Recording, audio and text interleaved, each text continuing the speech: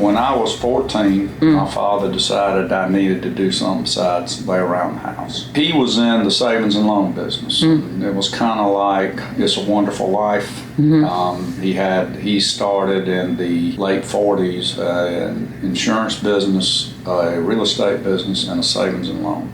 Wow. He actually started it, then got called into Korea, and then came back, and they finished getting it set up. But so he kind of stuck with the savings and loan business, and he had these builders that would borrow money to build houses. So he went to one of them and said, "I want you to hire my son this summer."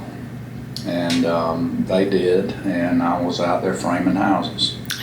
And I was the guy that picked up every board and handed it to somebody. So it kind of got in my blood. And then when I was in college, kind of had a roundabout way of getting to Clemson, but it was through a construction job down at Hilton Head that I really enjoyed. And I found out Clemson had a building science program, so I went and got into that, and graduated, and I've been in construction. I mean, I don't think I've had but 2 jobs other than construction since I was 14. And one of my questions that I like to ask any successful business person, and most of them tend to start at these really humble beginnings and just organically come into their mission or their vision. I mean, probably when you started this, you weren't thinking mission, vision. It's just, let's build things and let's do a good job. Like, is that? That's basically it. I'd always wanted to go into business. I had a business for myself. I had a goal that by the time I was 30, I would have my own business. I was 31, and there were 2 other people, and I started Coastal Structures, and we each put up $15,000 a piece, which it was a little over. It gave us $50,000, and that's what we started it on. One of the partners did not make it, but about a year, it just didn't work out with him. And then the other one and I were together for, that would have been for about 16 years. Yeah. And then he was a good bit older than I am, and I ended up buying him out in 2007. But yeah, I remember I was telling this story the other day. I got started because I had a friend that was building some track houses up in Little River. They were developing them, and they were looking for a builder. So I said, I'll build. So I went up there, and I was building these houses, and we were grossing $5,000 a house. That was all we made on them, which was peanuts. Of course, it was 30 years ago, too. But with the overhead and employees and, I mean, we were making nothing, but it was something. And my background was more in concrete work and in industrial work, so I had been doing a lot of work at Wellman in Johnsonville, an industrial plant, and I kept going over there and saying, "Hey, I'm looking for some work, And I remember one of the head guys in the engineering department said, "Well, Harvey, what will you do?" I said, "I'll go rake a yard if that's what I need to do. I don't care." He said, "Well, we need to give this guy a shot." They gave me a shot to bid a job, and I was low bid, but they didn't feel like I had the resources to do it. So they told me they would give me the next job I bid, which I did, and they gave it to me. It wasn't a big job, but I would leave Georgetown and go to Little River and open up, leave Little River and drive to Johnsonville, and another carpenter and I and one helper would form all the concrete, poured all the concrete, did the whole job. I left there and would go back to Little River every day and close everything up and then come home. And I just kind of got started over there, and I mean, there were years that, I don't know how many years we actually worked over there, but we did millions of dollars worth of work in there and had a great relationship before they had financial problems. Yeah. And, along the way I picked up some more, but back then I remember every Thursday sitting at my desk and trying to figure out who I could pay on Friday and who I couldn't pay, and how much money I had to save for payroll and everything else. Well, it's the hustle. You get out there, you just hustle for work or hustle for whatever you can, while you try and probably maintain the vision of, you're doing track houses. That's part of the hustle, but then you're really reaching out for what you want to end up ultimately doing. Correct, which was not housing. And we've been blessed. I've been through some tough times here, but we've been able to ride through all of them. Yeah. And some of them have been a lot of fun. Some of them not so much fun. No.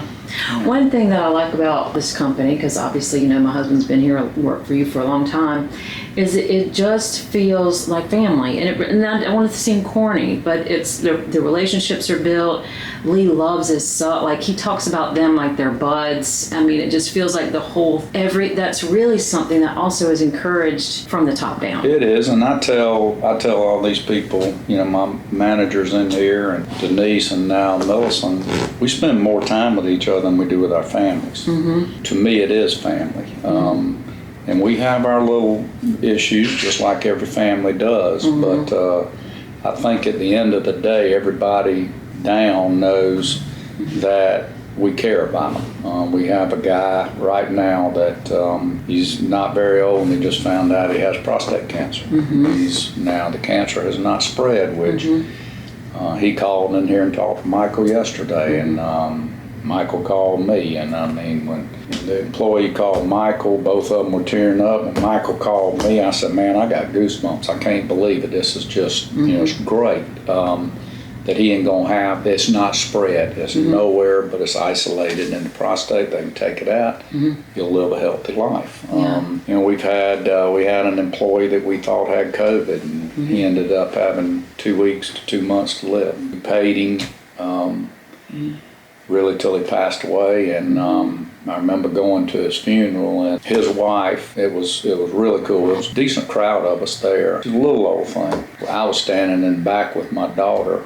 and she was up because people were coming up after the service and talking to her, and kind of all of our guys, you know, Dwayne was there, Michael was there, I was there, Marshall, several of us. All of a sudden, I saw her walk out on a mission. I was like, my goodness, where's she going? So I told my daughter, I said, well, we need to go. And so we headed out. Well, she had gone to catch all those guys just to tell them how much Martin enjoyed working here and how much it meant to them, to her and to him, and how much she appreciated us coming. And you know, Anna and I walked out, and boy, she turned around, and when she saw me, both of us, Anna finally looked at me. She said, I don't know how you didn't start crying. I said, you know, I was gnawing my tongue just to try to keep from doing it, but it truly is how we feel about everybody. You know, I like it that way. I mean, that's how I want it to be.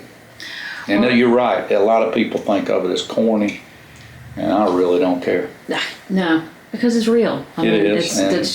It's real. But you know, that's the most difficult thing, and I told you this earlier, it's the most difficult thing to get across to people, is that we've got a client right now, and they just can't get their arms around the fact that we are in no way, shape, or form trying to take advantage of them. That it is, everything is above board, and everything is you getting a copy of everything. There's nothing that we're doing. We have this contract, we're getting this fee, and that's all it is. And I'm hoping after we send them the first bill that they really understand that that's all we're doing. You know, you can read people, and my father was the same way, and I try to be the same way. I'm not the way he was.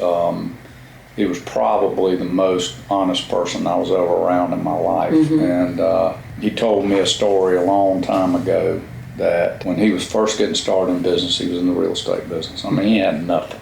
And somebody hired him as a realtor for development. And so he was to sell all the lots and make a commission off of each lot he sold. Well, at some point early on, somebody came and bought the whole piece of property from the guy, and they were going to do a development on it. And they were going to build houses, I think, and then sell the houses in the lots. And the guy came to my father and said, here's your commission check. And Dad was like, I didn't do anything. Yeah.